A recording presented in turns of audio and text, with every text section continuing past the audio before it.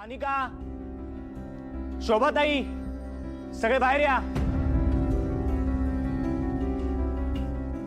बाई, या. दोघं नवरा बायको एकत्र. आज काय नवीन राडा केला तुम्ही? आता कोणाची अब्रू शिवाय टांगली हा?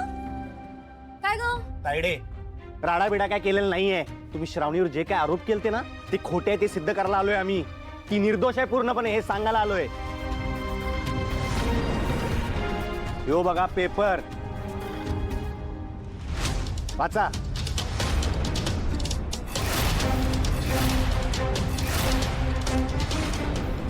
इंद्रनील म्हणजे इंद्रनीलचा पापाचा घडा भरला तो. पण मला सांगा, ही बातमी कोणी द्यायला लावली पेपर मध्ये? बाबा, मी ती बातमी छापून आणायला लागली.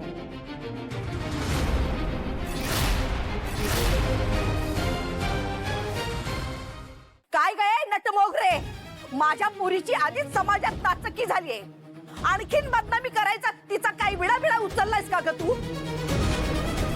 नाही, आमच्या घरच्या भानगडीमध्ये तुला ढवळाढवळ करायची काय गरज आहे? अशी फालतू बातमी ह्या पेपरात कशाला दिलीस तू? हे बघा सासूबाई, मी काही सानिकाची बदनामी करायला नाही, तर तिचा हक्क तिला परत एकदा मिळवून द्यायला आणि त्या इंद्रनीलला चांगलीच अद्दल घडवण्यासाठी केलंय सगळं. हो बाई हो, या अख्ख्या जगाला अद्दल तू एकटेच घडवू शकते काय? पण आम्हाला हे सांग, ती पेपरातली बातमी सानिकाच्या प्रेग्नन्सीची ती तू दिली नाहीस, हे याच्यावरनं कसं सिद्ध होतं? उलटा असंच सिद्ध होतं की ती तू दिलेस. बर, ह्या शंकेचं निरसन करायला माझ्याकडे पुरावे आहेत. ऐका.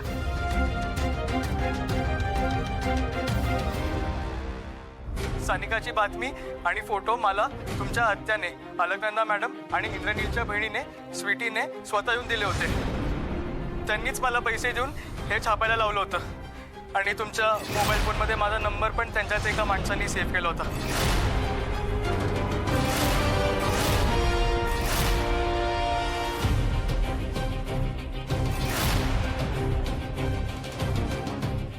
पण पण पण कशावरनं त्या पेपरवाल्याला तुम्ही पैसे बिशे दिले नाही, धमकी बिमकी दिली नाही? कशावरनं? आमचा तर या पुरीवर अजिबात विश्वास नाही. काय पण करू शकते बाई, सांगतोय आम्ही. शोभाताई, अजून एक पुरावा आहे माझ्याकडे.